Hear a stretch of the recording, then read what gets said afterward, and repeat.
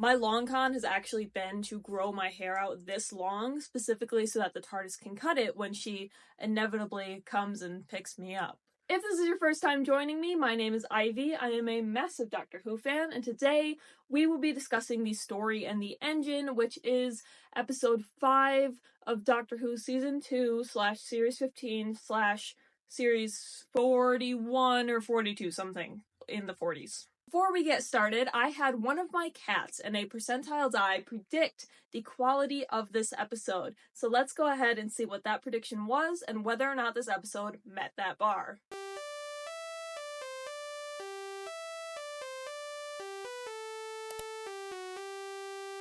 Athena predicted that this episode would maybe be good. As a side note, everyone say happy birthday to Athena, who is the world's babiest 8-year-old. The percentile die predicted No, it got a 30. No. I don't feel like that's gonna be true. I feel like that's gonna be a lie.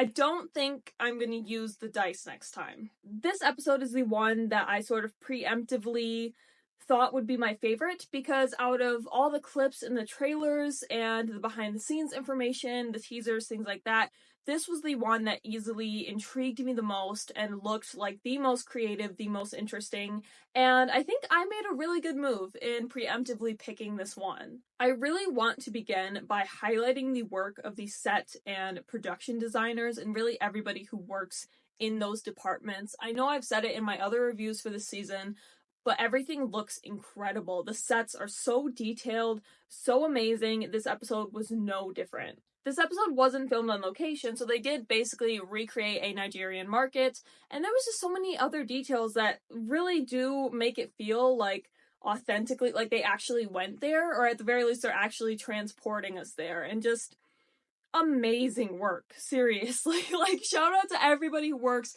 in those departments because they are doing an incredible job. The animation in the window of the barbershop I thought was so cool, especially how it played into the intro. I do wish that we had seen it for Belinda's story and for the Doctor's other incarnations, but either way, I thought it was a really wonderful addition, and it's just one of those unique surprise things that Doctor Who can throw at you that ends up just feeling so epic. I know I've seen a lot of people mention how this episode feels more like a play because we are primarily in one location and it is mostly just dialogue, but I actually really enjoyed that aspect of it. It's always really nice to see something new or at the very least different in Doctor Who, and for me, keeping it more dialogue focused really helped build that tense, mysterious atmosphere and drew me into each character and their motivations and just so much mystery. And I think if there was a lot more action, you know, if they were running around, going to different places, or just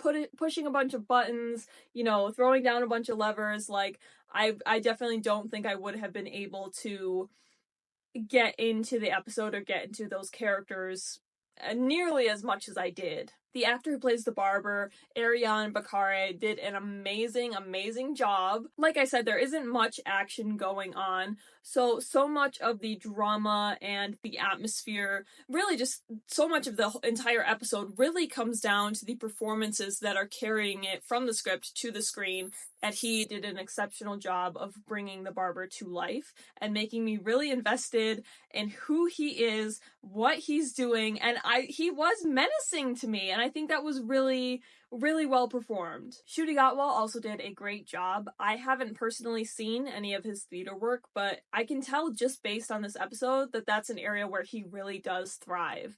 There were so many great moments, you know, where he just had the perfect little inflection or attitude, or just the way he said certain things, like, it all just came across... Kevin, what am I trying to say? I just liked it.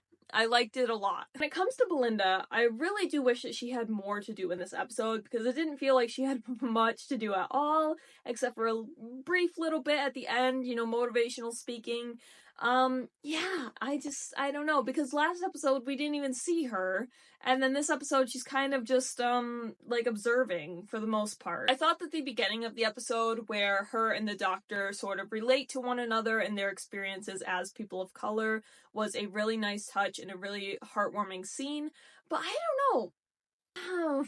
It does really feel like we've moved on from any true challenging back and forth dynamic between the two, which is a shame to me because, you know, throughout the episodes we haven't, it's not like they got rid of it immediately, but you have to think I think it's the first 3 episodes take place in the same day.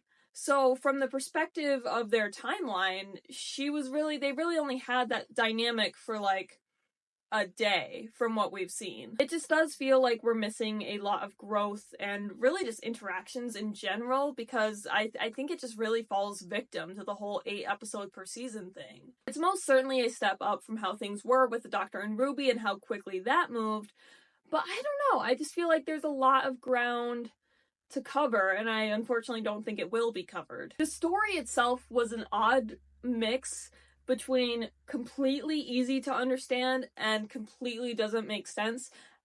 I don't know how to describe it. I think the best way I've thought of how to describe it is it's like object permanence, but instead it's kind of like story permanence, where like when I'm watching the episode or rewatching it, I'm like, yeah, this makes complete sense. I know exactly what's going down.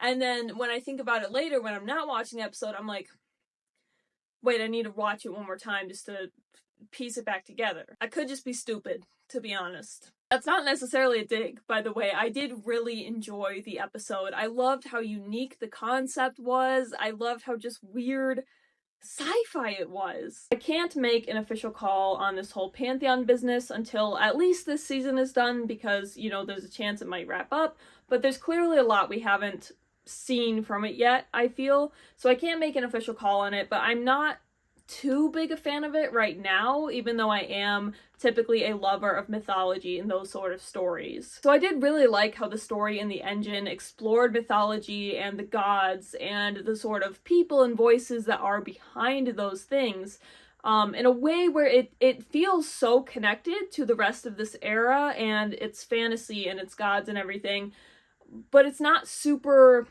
obvious. For example, like, you know, there was no giggle or anything like that, and it could stand on its own if you wanted it to. I especially loved what this episode had to teach us about Black history and culture. I absolutely adore when Doctor Who is able to teach me about locations or history or cultures that I might not be aware of or might know a lot about. I personally knew beforehand about slaves using their braids as maps to convey messages, things like that, but I'm assuming a lot of people did not. I really wish Doctor Who did more of what this episode does and, you know, travels to different earthly locations that aren't just Europe or America, and, you know, showcasing different cultures and different historical things that aren't mainstream.